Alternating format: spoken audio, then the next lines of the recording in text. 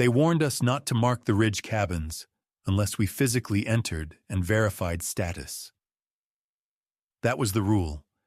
Otherwise, the tracking system would log them as active and keep pinging for location data. But that night, I was soaked, half frozen, and the rain wasn't letting up. Ridge 3 sat on a spur trail above the ravine, barely visible through the pine. It looked intact. No broken windows. Roof held. I tagged the door as verified and went inside. That was the mistake. Inside, one cot, one shelf, a dry sink, and a long-range radio no longer functional. Antenna snapped off. Cord frayed. A yellowed logbook lay on the shelf. Last entry dated 5 years back. I boiled water, ate ration mix, hung my shirt to dry. Lightning cracked somewhere close. The whole structure trembled.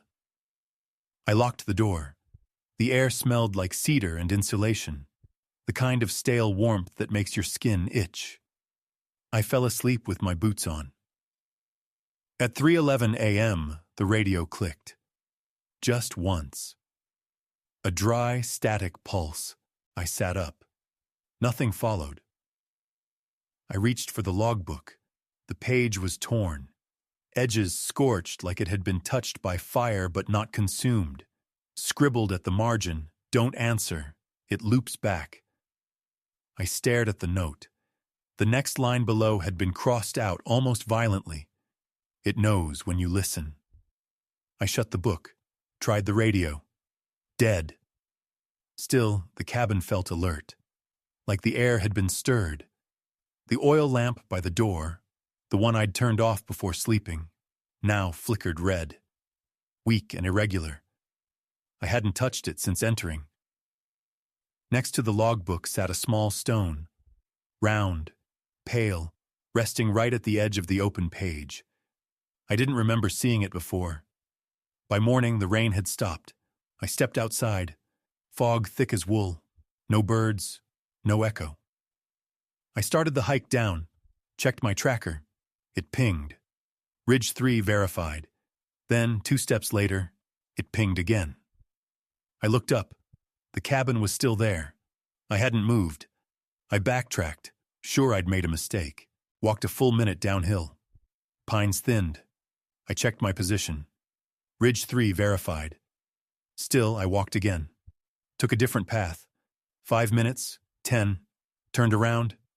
Cabin, same angle, same fog. Door still shut.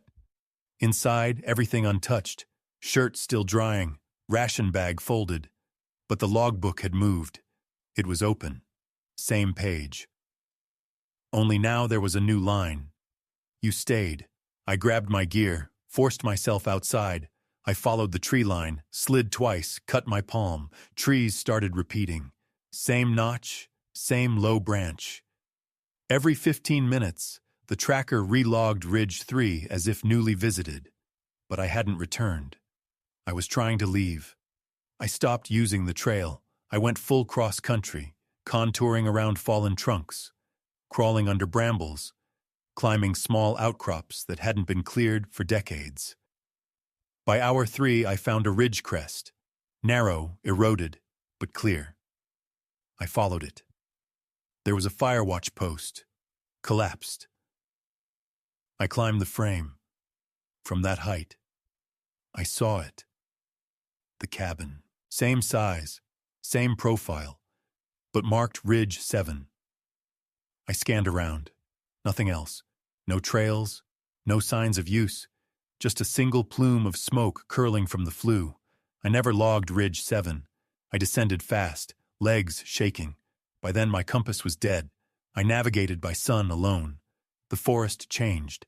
Bark darker, lichens gone, pine needles thicker, air felt tighter.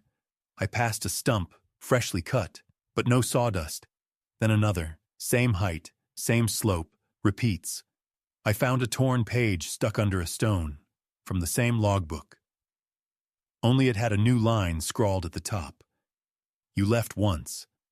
I kept moving. When I passed Ridge 7 again, I looked closer. The cabin had no curtain on the front window, But hanging in the pane, clear as day, was my shirt. Same color, same tear on the left sleeve, still damp. I hadn't entered Ridge 7, not yet. That's when I ran. Near dusk, I found a road, muddy, tire tracks aged, followed it for a mile, reached a small ranger post, staffed. They said Ridge 3 was decommissioned 6 years ago. No one sent to inspect it. Might have seen Ridge 2 ruins, but I'd seen it marked. Live. And the logbook wasn't ruined. Back in town, I tried checking my tracker. No signal, app locked out. The timestamp read 3:11 a.m. Next, expected check-in. That night, I walked past a Metro relay box, yellow, dented, on its side. Barely visible, faded stenciling, Ridge 3. Underneath, someone had scraped lines into the metal. A tally, 4 marks, a space, then one more. 5. And the box buzzed. Static. I stepped back. Next day, the tally was gone, but the timestamp wasn't. It had advanced again, always 3:11 a.m. Later, I sat in my truck, turned on the radio. Weather was clear, traffic light. Then, 3:11. The signal broke. Just for 3 seconds. Faint clicks, like someone knocking wood.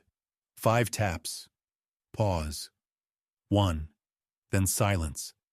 And the static's louder now, even when the box is closed. I was assigned to inspect a series of fire refugee cabins built across the northern ridge. Just routine. Check solar charge, test emergency radio, inventory supplies. It was part of a state wildfire prep grant. Low-key, well-funded, and entirely solo. The list had 11 stations.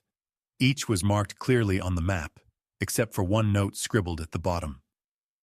Station 12, decommissioned. No coordinates, no checkbox. Just a faint trace on the oldest version of the grid overlay. Still, the GPS I carried picked up a waypoint tagged ST12. I should have ignored it, but I didn't. Station 9 was clean, solar panel fully charged, fire blanket still in packaging, radio on the default frequency, clear. Someone had checked it maybe a week ago. There was even a note on the whiteboard. Solar panel laggy, but radio okay. DL, July 13th. That's how it was supposed to be. Then came Station 12. The hike there took longer than expected. The slope was soft from recent rains. The trail faded halfway in. I followed tree notches, old surveyor marks, until I saw it. Station 12 sat on a patch of flat earth surrounded by pine. The trees around it had grown tighter than the rest of the forest, almost strangling the space. The cabin was smaller than the others. One window, steel door, roof slightly bowed. I approached cautiously. The air smelled off, like wet wood mixed with something metallic. It reminded me of old batteries left too long in the drawer, or dried blood on aluminum. My throat tightened. The air had bite, damp, cold, made the skin on my arms pull tight. I could feel it in my teeth. Static. The door creaked open without force, not locked, just swollen shut from disuse. Inside was dark. No skylight like the newer cabins. I turned on my headlamp. The layout was standard. Bunk, emergency shelf, fold-down desk, but everything was dustier, heavier, like the air had weight. My breath fogged in front of me, even though it wasn't that cold outside. On the wall near the bunk was a handprint. Human. Pressed in what looked like grease. 4 fingers, no thumb. My throat went dry. I didn't want to step further in, but I did. The door groaned shut behind me. The radio unit had power. Its red LED blinked in a pattern. I tried to cycle it. No response. But when I adjusted the volume, a voice broke through. Faint but steady. Stay in place, looping. My skin crawled. I turned it off. It turned itself back on. The LED blinked harder. I pulled the power cord. Nothing changed. Then, for a moment, I heard the voice again. But not from the radio. From my headset. The one not connected to anything. I dropped it. Let it hang by the wire. I opened the supply drawer. Most of it was intact. Ration packs, iodine tablets, a sealed water pouch, all stamped 2009. But one ration was open, empty. Wrapper folded neatly, too neatly, like it had been used for show. There was a circle drawn in Sharpie on the inside flap. Under the bunk, I found an old canvas duffel, military style. No name. Inside, a cracked headlamp, a snapped bootlace, and a spiral notebook soaked through. I flipped carefully. Only one page was legible. The trees moved again. Radio lies. Don't let it speak too long. The last line looked scratched in with something sharp. Not written. On the fold-down desk, almost missed under the dust, was a line carved shallow into the wood. ST-12 nearly erased. But still there. Someone else had tried to name it, tried to point down. I stood up fast. My boot hit something under the floor. A soft thunk. I pried the plank. A cavity, shallow. Inside, a clean sealed foil pouch. Brand new, this year's date. But no delivery logs showed this cabin being restocked. It was too pristine, like it hadn't been delivered, but placed. Next to it, folded tight, was a hand-drawn map. Same area, but with Station 12 circled over and over again, as if someone had tried to erase it but couldn't, and wedged between them a yellow post-it note. Faded handwriting. Don't trust it. Listening kills. I backed away, suddenly aware of my own breath. I could hear it now, harsh and fast in the stillness, my heartbeat in my ears. I'd seen enough. I stepped outside. The forest felt closer, the light dimmer. I reached for my GPS, no signal. The screen flickered, then reset to blank, just a blinking cursor. I turned back to the cabin. Its door had swung shut, a soft buzz in the air. Then the LED inside flashed red once more. I walked, fast. No trail, just downhill. The terrain shifted subtly. A slope that should have ended kept going. The trees looked too similar, spaced too perfectly. I marked trees, knife to bark, 10 paces. After 20 minutes, I reached a small clearing. Station 12 stood in front of me again. This time the window was lit. My stomach turned. My knees nearly gave out. I didn't scream, just backed away. Slow. I didn't go inside, just circled. Behind the cabin, half buried in pine needles, was a torn patch from a ranger vest. The name was worn off, dried blood at the seam. I stared at it and wondered, did he walk in thinking it was just dust and shadows?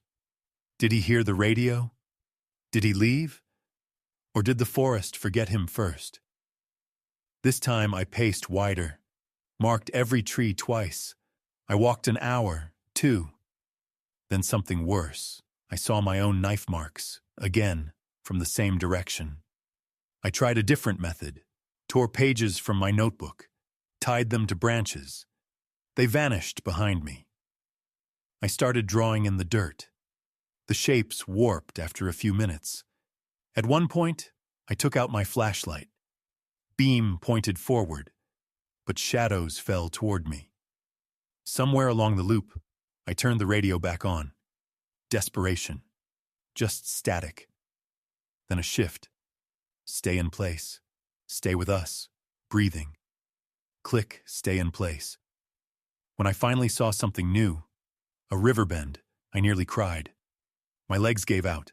I stayed on the ground for 10 full minutes. Eyes wide, waiting to see if it would vanish. It didn't.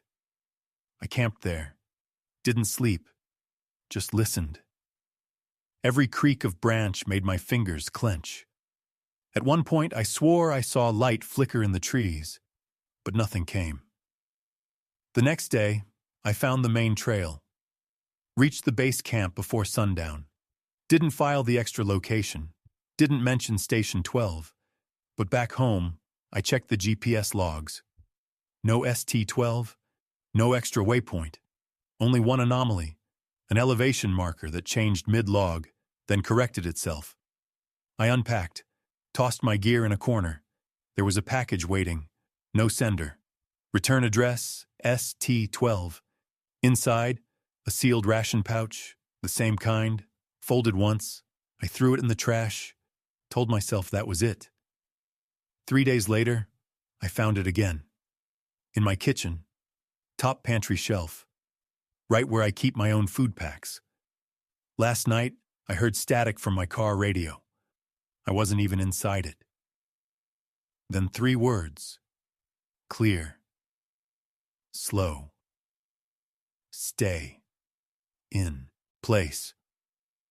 I'm moving apartments next week. But part of me thinks it's not about where I live. It's about what I brought back, and where it still thinks I belong.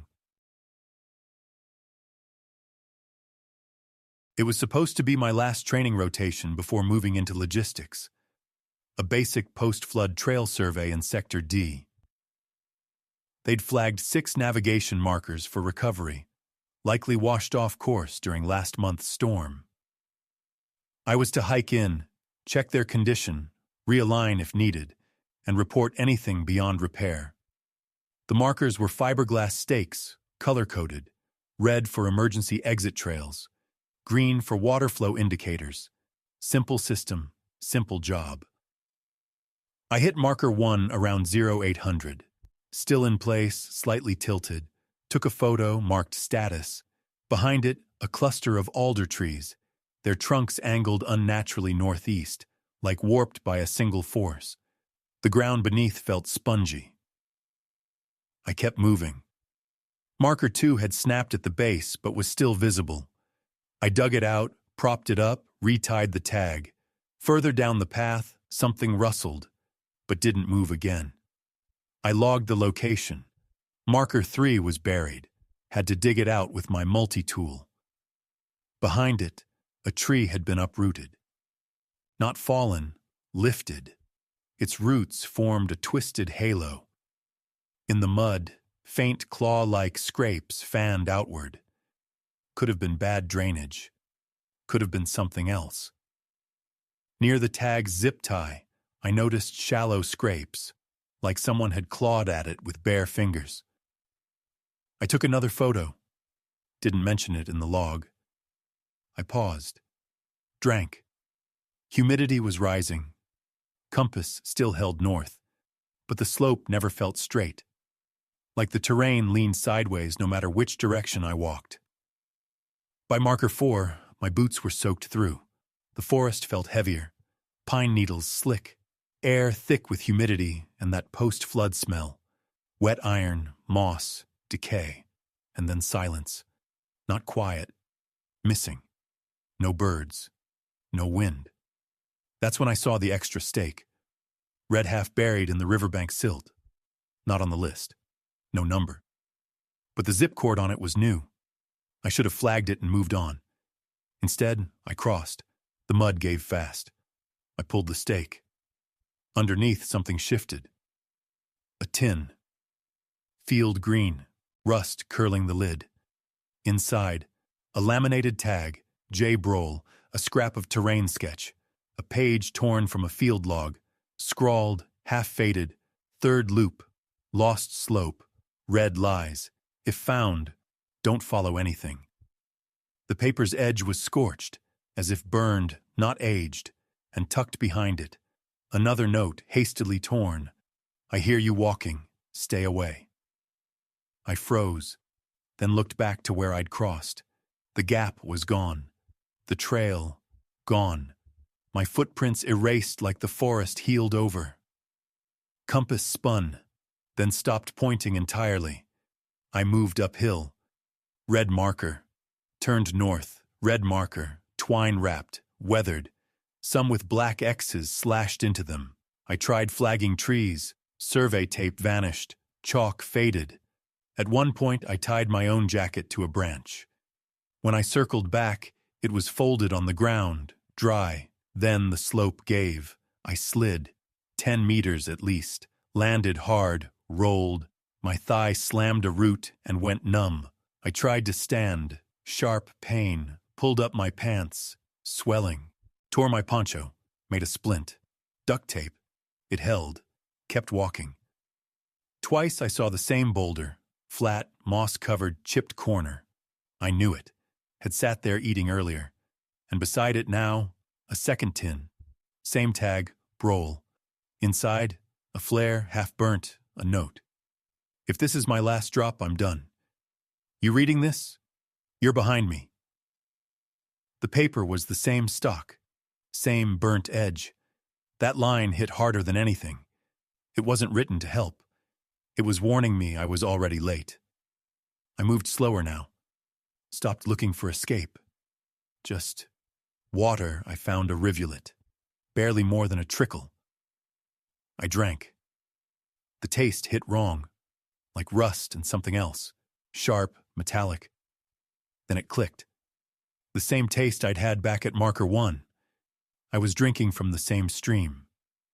But I'd walked kilometers, followed it anyway. By then the red stakes had stopped, but trees still leaned in like narrowing walls. The slope still angled wrong, like gravity was being guessed. I drank again. My left hand tingled. Dehydration or fear. Hours passed, then sound, not mine.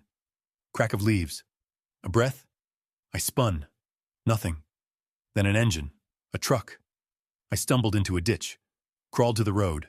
A pickup stopped. The driver leaned out. "Jesus," he said. "You from the search team?" I shook my head. "Survey, Sector D." He stared.